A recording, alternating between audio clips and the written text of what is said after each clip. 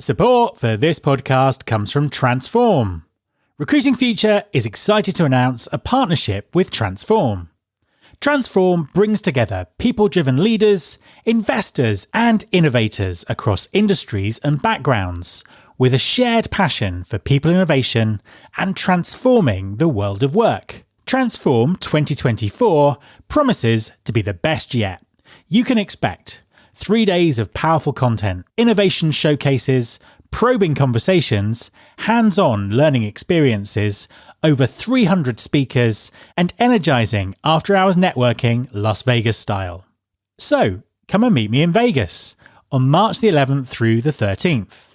Register now and save $200 by going to mattalder.me/transform. That's mattalder.me/transform. There's been more of scientific discovery, more of technical advancement and material progress in your lifetime and mine than in all the ages of history.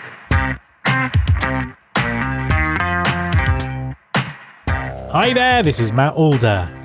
Welcome to episode 589 of the Recruiting Future podcast.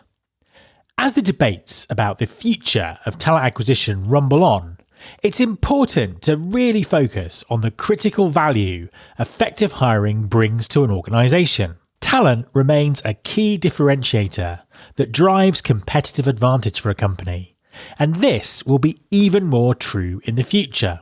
My guest this week is Simon Taylor, Head of Organisational Effectiveness at Gap, who's authored a forthcoming book called Build Smart, a blueprint for building a high-performing organisation. Simon has a TA background, and in the book outlines just how critical hiring is for companies. In our conversation, he shares his insights into what makes great hiring and its role in high-performing organisations. Hi Simon, and welcome to the podcast. Hey Matt, good to be with you. An absolute pleasure to have you on the show. Please could you introduce yourself and tell us what you do? Yeah, sure thing. So I'm Simon Taylor. I work at Gap. I'm the head of organizational effectiveness there. And a little bit about me, my background. So I'm from New Zealand. You probably hear the accent come through. Lived in the States for some time now. Actually went to the University of Washington up in Seattle and did rowing there, which brought me to the States. And since then, just had a fun time in LA with my career. I started off at Disney as a recruiter and really enjoyed that. And that kind of got my feet wet in the talent acquisition space, HR space. And then that moved me on to a tech startup, actually, where I headed up HR prior to their acquisition by Amazon. So that was a whirlwind and a phenomenal experience. And then since that point, I've been in the sort of OE space at companies including Warner Brothers, Amgen, which is a Fortune 500 biotech company. And like I said, I'm at Gap right now. So yeah, that's a bit about me. I live just south of LA and work remotely for Gap, who's based in San Francisco. Fantastic stuff. Now, one of the things that you've done recently is you've written a book called Build Smart, a blueprint for building a high-performing organization. Tell us about the book. What's it about and why did you write it? Yeah, sure. So one of the things that I noticed as I was working with executives at a variety of different companies over time is that leaders were often finding themselves having to recreate the wheel around how to build a high-performing team, how to build a high-performing culture, and so on. And it just felt like, man, leaders need a bit of a framework. They need sort of a playbook, if you will, to be able to navigate the sea of information that's out there around some of these topics. And so I wrote the book with that goal in mind of really providing that framework to be that sort of what I would hope to say is like a somewhat of an ultimate resource for leaders to be able to pinpoint and address the biggest pain points in their organization on things related to culture, hiring, high performing teams, clarifying your vision, sharpening your strategy, organizational structure, and so on. So it's intended to be a bit of a sort of a resource that folks reach for on the shelf every month or two when they come up with a different team or organizational challenge. And I've called it a blueprint for that reason, as it's intended to be kind of instructive. So yeah, it's been a 7-year process and it's been a labor of love, but a phenomenal experience too, as I've really wanted to get the right guidance in front of leaders to be able to serve up the latest research, the latest sort of tools and frameworks and ways of thinking about some of these various topics. And like I said, be sort of that ultimate guide for leaders, the one-stop shop, so they don't have to keep looking online or reading the latest article, but they have it all at their fingertips. Congratulations, because I know how difficult writing a book is, so getting it out there, absolutely brilliant. Obviously, it's a very dynamic time for the world of work and talent at the moment. What are the sort of common issues that you're addressing in the book, and how can companies solve them? Absolutely. It's one thing that's been interesting is I've been giving this broader topic around organizational health, organizational effectiveness, building high-performing companies, giving that a lot of thought through the book writing process. And what's become even clearer to me now is that every company has a unique set of circumstances and opportunities or challenges or things that are sort of getting in the way, if you will, of them reaching that next level. And one of the things, the concepts I talk about in the book is this idea of what's called a rate limiting factor. And that's something that comes from the fields of economics and biology and a few things, but what it refers to is that thing in that system that creates a constraint or a cap on the speed or performance of the system as a whole. It's the weakest link in the chain. And so, if you think about, just to share an example, we think about like my car, for example. I took it to the mechanic recently and changed the tires in the car, went faster around corners and accelerated better because the tires were the rate limiting factor. And so companies also have rate limiting factors, and they're different for every company, getting back to the core of your question. And so one of the things that I hope the book provides for folks is enables them through this framework that I've laid out in terms of what an organization is enables them to be able to pinpoint exactly which of their rate limiting factors, which of those weakest links that are holding them back. And, to what I have seen is more of a trend than often than not is that organizations tend to always struggle with a few things. One is building a high-performing culture. It seems like that's just a perennial topic that leaders are grappling with. How do we evolve our culture? How do we become more innovative, more nimble, more inclusive, whatever it might be? Culture seems to be a key one. Another one I feel like is always an opportunity is around the topic of hiring, and how do you hire well? How do you bring the right talent to the organization? Of course, there's an attraction piece to that, but also how do you assess them correctly and integrate them? So, yeah, I think, like I said, every organization is going to have something a little bit different. But my hope is that the book arms people with the framework, the sort of the tools and resources to be able to pinpoint what those areas are and address them. Now, unsurprisingly, considering the type of podcast this is, we're going to dive deeper into the hiring and recruiting aspect of this. Just before we do, kind of as by way of context, now, you used to be a recruiter. Lots of people listening are recruiters, talent acquisition professionals. And obviously, we consider hiring recruiting to be the most important thing that a company can do. From your perspective, in terms of sort of looking at all of the talent function and everything an organization does, right at the moment, how important is recruiting and hiring? It's so important. And, and I met with the director of the Center for Effective Organizations from USC, which is this sort of think tank out of USC. His name's Ed Lawler, and he founded this organization a few decades ago, and it's really cutting edge in what they're doing around organizations. And I asked him about hiring in particular, and he said something to me that was really, I thought, quite astute and really hit the nail on the head. And what he said was that the ability to attract and organize top talent makes it difficult for other organizations to compete or duplicate your competitive advantage. And I think if, that really sums up the value add, if you will, of great talent acquisition, of great hiring, is that you're bringing people in that you can have as differentiators for your organization to make it difficult for others to compete with you because you've got the best talent. So I think of it, that way. And I think on the flip side, on sort of the other side of the coin, is if you don't have hiring in a good spot and there's challenges there, then you really have a leak in the boat. I mean, how can your organization survive or thrive long term if, through the natural course of attrition, you're not bringing in the right people that are going to, at the very least, maintain the organization's sort of trajectory, if not accelerate it.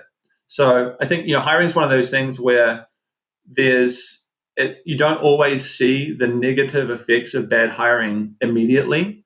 it's one of, if you think of that 2x2 grid from, I think it's Stephen Covey, of importance and urgency. Good hiring is sort of that high importance, high urgency, or maybe even lower urgency in terms of the perception of the organization.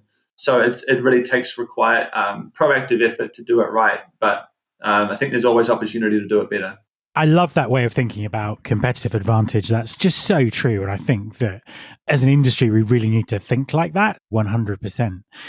So at the moment, recruiting, talent acquisition is kind of in a bit of a flux in terms of how it works, being disrupted by technology, companies thinking very differently about what talent is and how they sort of find people for their organization that are going to give them that competitive advantage. What do you think that companies need to look for to make a great hire in 2023 going into 2024? Yeah, great question. I think there's some fundamentals here that are always true, and there's probably some timely things that are particularly important right now, which we can touch on too. So one of the things I talk about in the book, I framed the chapter up on hiring and sort of two buckets of what to look for and how to look for it. And sort of in the what to look for category, I lay out these 4 things that make for a great hire. And the first one is they have the necessary skills. That's sort of the table stakes, the obvious, fundamental you've got to have. Someone has to have the necessary skills and experience to be able to perform in the job. The second one is they're a culture fit, which I would sort of define that as not only being compatible with the culture, but also adding to the culture, because invariably organizations are trying to evolve or push their culture forward in some way, shape, or form. So not being too narrow in that perspective, but having folks that are going to add to the culture. Otherwise, you'll have the corporate immune system will be triggered. And I'm sure we've all seen examples of where, there's a cultural misfit and it's not good for anyone. So that's the second piece, is culture fit. The third one is their high potential. And I think that's really important, and one that I think companies maybe don't give as much attention to as they could, is assessing individuals not just for, can you do this job and are you compatible with the culture? Do you have the mindset and the skill set and sort of that, some of those intangibles to be able to succeed in future environments that may be different from today? And to your point around 23, 24, and where we're at right now is, it seems like the perennial issue, but things are changing so quickly. I mean, AI is one of those things that's coming out of left field. And so what we need is people who can quickly change and adapt and navigate through ambiguity. And these are all characteristics of high potential people. So I think that's really key. And the final one here is they complement the team. So if we think about the idea of diversity, and specifically cognitive diversity or diversity within a team, different perspectives, different ways of thinking about things, I think a lens that doesn't always get the attention that maybe it deserves is this idea of how do you create a truly diverse team in which everyone complements one another, that collectively sort of what is that saying? The sum of the parts is greater than the whole, or however that's said. The whole is greater than some of the parts. So I think that the idea around complementariness, to use a bit of a long word, and thinking about what are the skills and the strengths of the team and what are the blind spots of the team today, and how might that inform who we need to attract, who we need to hire to the team to make us well-rounded, or we can strengthen and support one another. Hi, my name is Sarah, and I want to tell you about my podcast called Can I Offer You Some Feedback? I'm a business consultant and executive coach with over 20 years experience in change management, leadership development, and naturally providing feedback to high performers. My podcast is for those of you who have a complicated relationship with feedback, whether giving, receiving, avoiding, or seeking. Feedback is essential for our development. In each episode, you'll hear from real people across industries with their ideas, perspectives, and best practices on feedback. I'll also be sharing business bites with you, simple explanations of organizational tools, management techniques, and leadership philosophies that will help you and your businesses thrive. You can listen to Can I Offer You Some Feedback on your favorite podcast app, or learn more at evergreenpodcasts.com. A quick word from our sponsors, namely, the more your business grows, the more important the essentials become. Your employees deserve a simple and seamless HR experience, and Namely makes it easy. Namely is the all-in-one HR solution with a modern, intuitive platform to save you time and keep your employees engaged.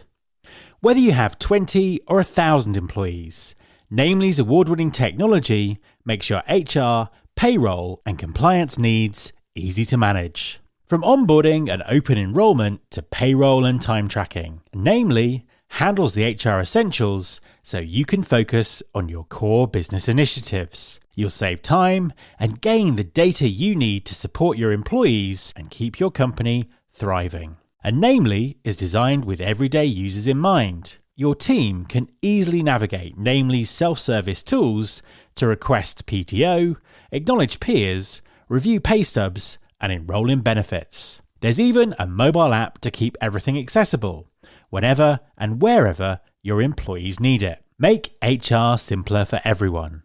Power your business with Namely today. Learn how your business can benefit today at namely.com. That's namely.com. What are the common traps you see organizations fall into when it comes to hiring? Yeah, I think that it's a great question. I think the classic one, and I think we've all been guilty and also susceptible to this over time, is someone comes in the door and they're really eloquent. Like they present well, they're confident, they string their words together beautifully. They've got great answers to all the questions, and they don't miss a beat, if you will.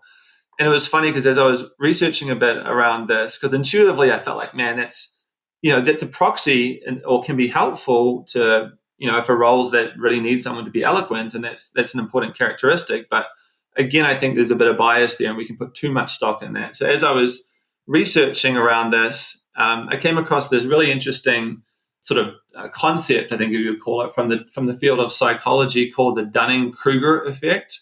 Have you heard of that before? Yes, I have, but tell us more.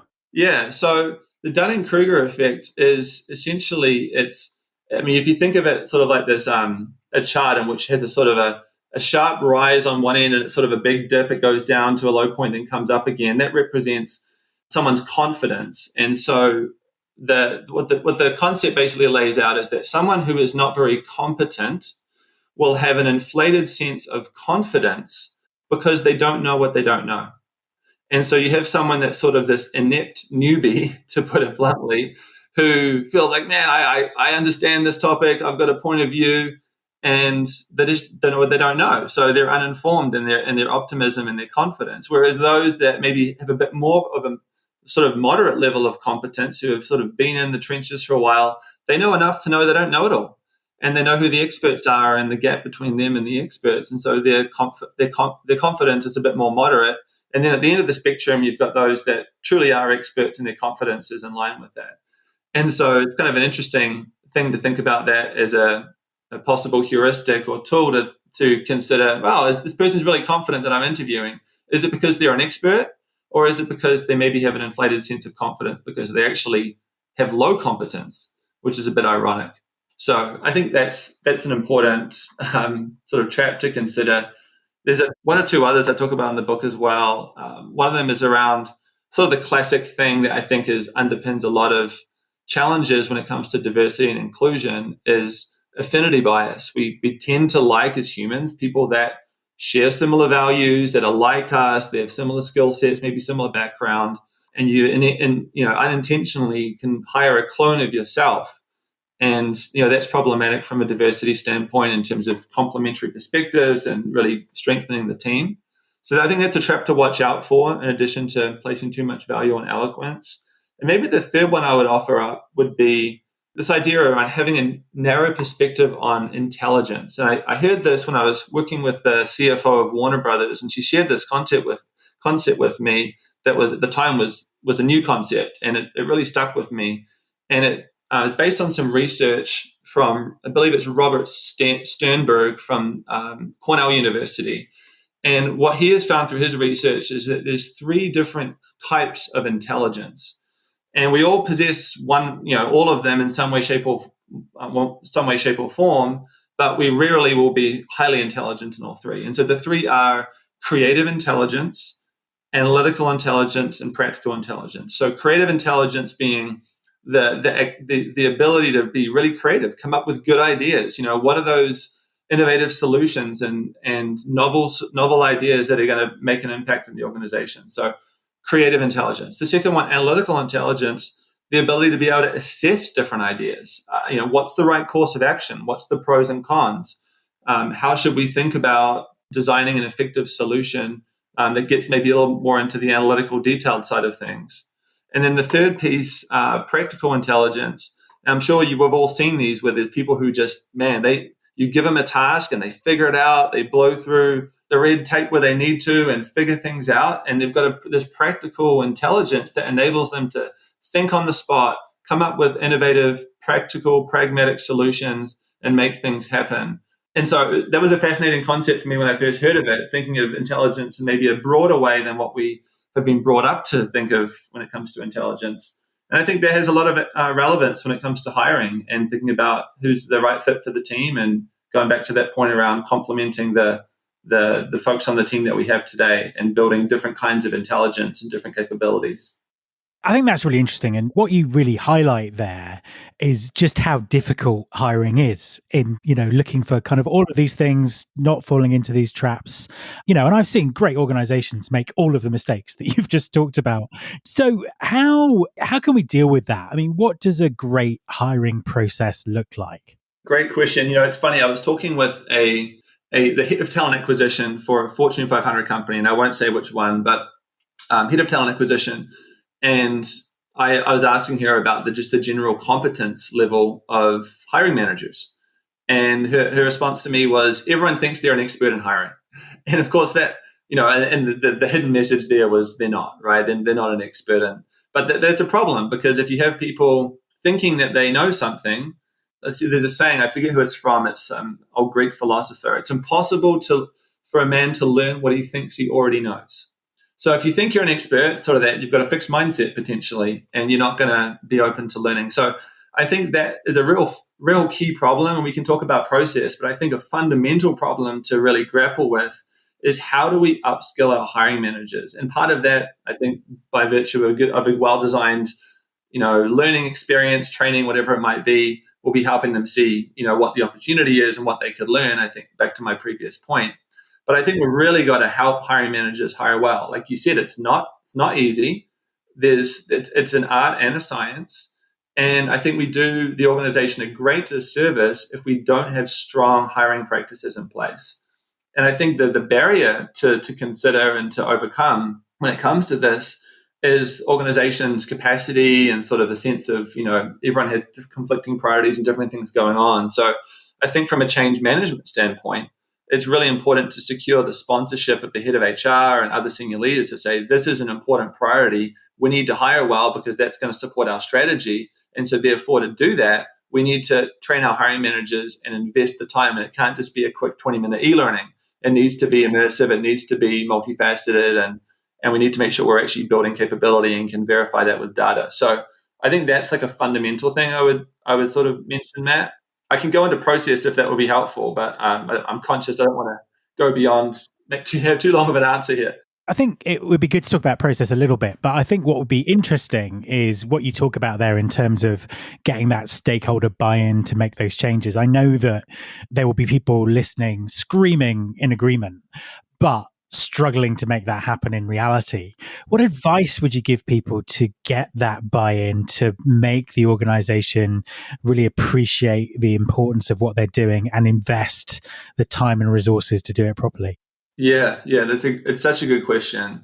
Change management is sort of one of my greatest passions and area where I've really focused my career, because like you said, it's so important, because you can have the best ideas, but if it doesn't get traction, then of course it's not going to have the impact. So how I might think of it is trying to identify what are the, leveraging data to start with. How can you tell a story through data that there's a problem to be solved, that there's an opportunity to be seized? And then bringing that data to who you would hope to be your executive sponsor. I would think of the head of HR as the logical person for that typically. If you may be in a smaller organization, it's the CEO or both. And how do you help paint the picture of, hey, there's an opportunity here or there's a problem here when it comes to hiring, and here's a compelling solution that could address that need, to help bridge the gap. And I would think that building hiring manager capability would be a key part of that. And I think once you've really developed a clear problem statement and you've secured the buy-in of one or two key people, then that can lead to a bit of a tipping point where the momentum can shift. I think a key point I'll add on to that, which I touched on briefly before, is if you can link that problem not only to financial impacts to the company, but also to the success of the business strategy, now we're talking the language of the senior leadership team. And, I think that's really important to be able to make that connection. And, in HR, sometimes we stub our toe by not making that connection to real business value. We know the business value intuitively. We can talk in it in our own way, but we've got to put it in the language that resonates with the executives that are going to ultimately need to sponsor this and get behind it. So those would be a couple of thoughts I would offer up in terms of securing buy-in for this kind of work. Absolutely, that makes perfect sense. Moving on and looking a bit towards the future, as I kind of said earlier in the conversation, very disruptive time at the moment. What do you think the future of the talent function looks like, and also what impact will generative AI have on that? It's interesting. I think what I've observed just over my career is that there's some fundamental things that don't change. We need to create an environment in which individuals can thrive. We need to be able to listen to them, to get input from, where they're at and what's going on for them, how to build capability and the right skill sets and so on. There's a number of different things that cover the talent management spectrum that I think are pretty fundamental. But of course, over time, how you do that evolves and changes. I think a clear example of that is pulse surveys replacing the broader census surveys that were popular beforehand and using online platforms. So I think there's going to continue to be evolution there from a technology standpoint in particular across the suite of talent management. But if we think about talent acquisition more specifically, I think AI is going to be huge. I think, both sort of traditional AI and generative AI, I think there's some interesting solutions out there already, but I think they're going to get better and better over time. But if I think about talent acquisition in the maybe three buckets of workforce planning, so what are the skills you need? What's the talent you need for the future? Bucket one. Bucket two is finding the right candidates. And bucket three is internal movement, so finding the right candidates internally, essentially. I think all three of those areas are ripe for disruption when it comes to AI. And that could drastically enhance the efficacy and the quality of those processes. I think a challenge that was identified early on with AI is who's designing the tool and how might bias be implicitly woven into some of these AI solutions. And I think that there's some good work happening to mitigate that and ensure that bias is not actually in there and quite the opposite. And it's sort of looking after some of the, whether it's diversity goals or what have you, and ways to be able to be more intelligent about that. So I think that's really, really key from a talent acquisition standpoint. In terms of AI and more traditional AI, no doubt there'll be generative aspects to that, but I think it's more about just really sophisticated, just fundamental AI to be able to match people up with opportunities. And then on the generative AI front, this is a quickly evolving space. If you or your listeners have used ChatGPT that just sort of came out earlier this year, who would have thought we would have a chatbot like ChatGPT that could do the things it could do in 2023? It's remarkable. So it was interesting. I was listening to a conversation with the CEO of OpenAI, OpenAI is ChatGPT is from OpenAI. It's their product. And what he said is that the AI space is changing so quickly that you should focus less on trying to find people that know about a certain skill set per se. I'm talking broadly here, but more about having the mindset and the skill set to be able to learn and adapt with AI. So that kind of goes back to some of the things we talked about earlier in terms of what's a good hire and how do you find the right people. But I think, the idea around being able to hire people that have this innovative mindset and are entrepreneurial in a certain sense and are comfortable with technology and comfortable with solving problems and figuring things out. I think these skills are going to be really important because the full opportunity and the full value of generative AI has not become realized yet. There's great progress, but who knows where we're going to be in 5 years, 10 years. So because we can't know the future, like I said before, we just need to think about how do we infuse the right mindsets, get the right people on board that are going to be able to capitalize and be on the sort of the tip of the spear of leveraging this technology as it evolves and as it becomes available. Absolutely. And final question, where can people find the book and when is it available? Yeah, you can check out the book through my website, simonataylor.com, and it's releasing December 6th. So definitely come check it out. I will have it up for pre-order on Amazon. So you can, if you hit the website before that date, you'll be able to find it there. But yeah, simonataylor.com. Simon, thank you very much for talking to me. Thanks so much, Matt. It was a pleasure. My thanks to Simon. Simon's book is actually now out in April, but if you go to his website, simonataylor.com, you can pre-order it and get a free download of one of the chapters. You can subscribe to this podcast in Apple Podcasts, on Spotify, or via your podcasting app of choice. Please also follow the show on Instagram. You can find us by searching for Recruiting Future. You can search all the past episodes at recruitingfuture.com. On that site, you can also subscribe to our monthly newsletter, Recruiting Future Feast, and get the inside track about everything that's coming up on the show. Thanks very much for listening. I'll be back next time, and I hope you'll join me.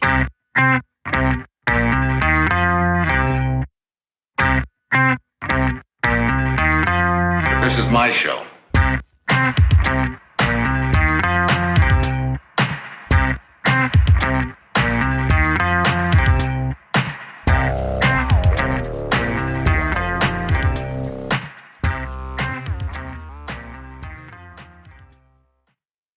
Do you love news about LinkedIn, Indeed, Google, and just about every other recruitment tech company out there? Hell yeah. I'm Chad. I'm Cheese. We're the Chad and Cheese Podcast. All the latest recruiting news and insights are on our show. Dripping in snark and attitude. Subscribe today wherever you listen to your podcasts. We out.